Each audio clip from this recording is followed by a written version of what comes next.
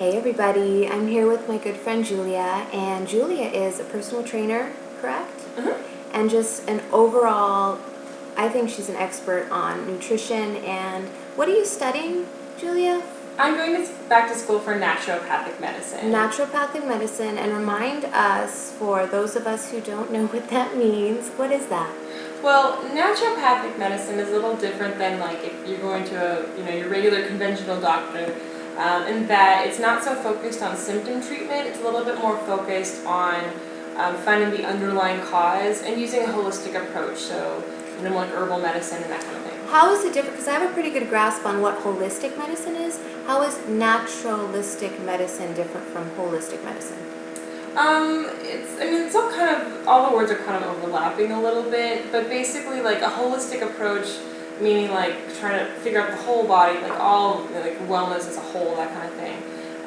And so from the naturopathic standpoint, it's using different modalities like homeopathy and botanical medicine, hydrotherapy. There's all different kinds of things you can use that are not really super harmful to the body, and just use those techniques to kind of figure out what's really going on. And generally it's more than one thing. That's the other difference too, is that naturopaths a lot of times believe that there's a few things going on that are out of balance, and they're not really looking for maybe just one specific problem.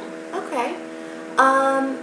And I found out today, I didn't even know this, but we've been hanging out, and all this time you've had a really cool vlog that you started a few years ago, back in 2009, called O.C.D.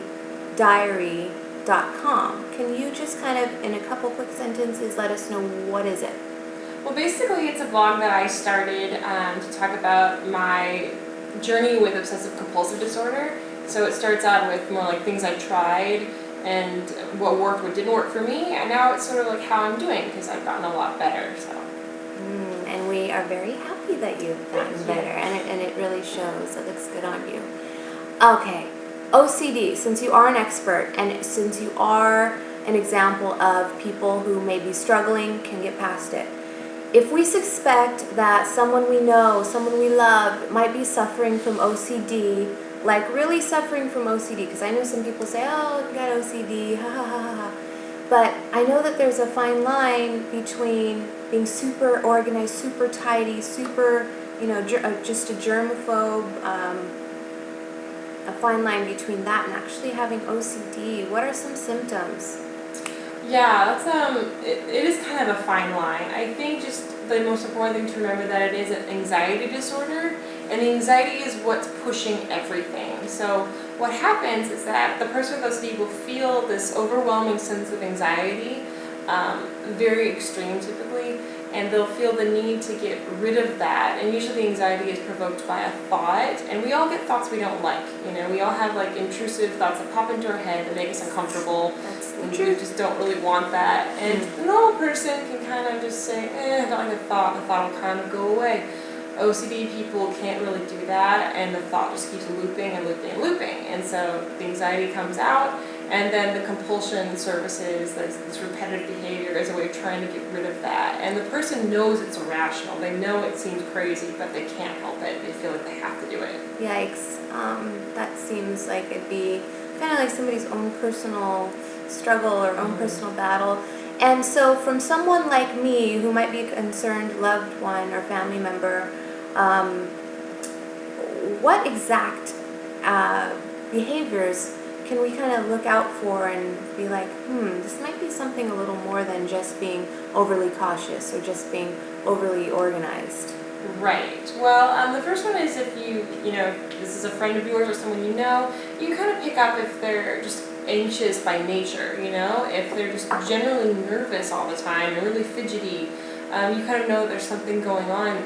And then if that's in addition to or in accompaniment with other symptoms, like they are really clean, or maybe they are checking things a little bit too much, or they need some reassurance because they don't trust their own behavior, things like that. Reassurance meaning?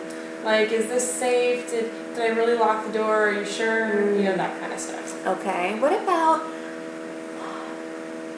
I don't want to be that specific because I don't want to compromise anybody's privacy or just put their business out there. So basically needing reassurance, repeated behaviors that don't necessarily make sense, just kind of like, whoa, complete overkill, and anxiety. Yeah, and it's unfortunately a little bit harder to make it specific, just because for everybody, their anxiety with OCD manifests so differently. For somebody it might be like light switching on and off, for someone else it might be washing their hands too many times. And additionally, it's a very shameful disorder, because the thing is, you're completely aware what you're doing is irrational, you just can't help it. So you're not really supposed to do it. So for me, I hid a lot of my behavior, and so a lot of people just thought I was really quirky for a long time, because I got really good at covering it up, so no one picked up on it until I was about 20. Good to know. And if you can give us one site, could we possibly go to your blog, OCDdiary.com, if we have any questions? Do you provide resources on there for us? Yeah, absolutely. I have a lot of good information on there on what causes OCD, what it kind of looks like, and sort of translating those symptoms. Like if you go to other health websites, they're definitely going to tell you, symptoms may include like checking and whatever else. And for me, when I first read that was a little difficult to understand, because I thought, well, everybody checks stuff and everybody can be a little obsessive at times. So where's the line between when's it a disorder and when's it normal? So I kind of spent a little bit on what the symptoms actually translate to. So you get more specific with it, and which in turn I think is more helpful for people. Remember, you guys, we're trying to be the best us we can be. I'm going to be the best me I can be. You be the best you can be.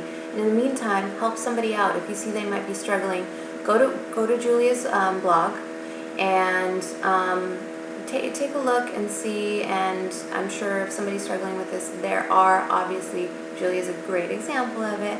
You can get through it and you'll be more fabulous because of it. Thanks, guys.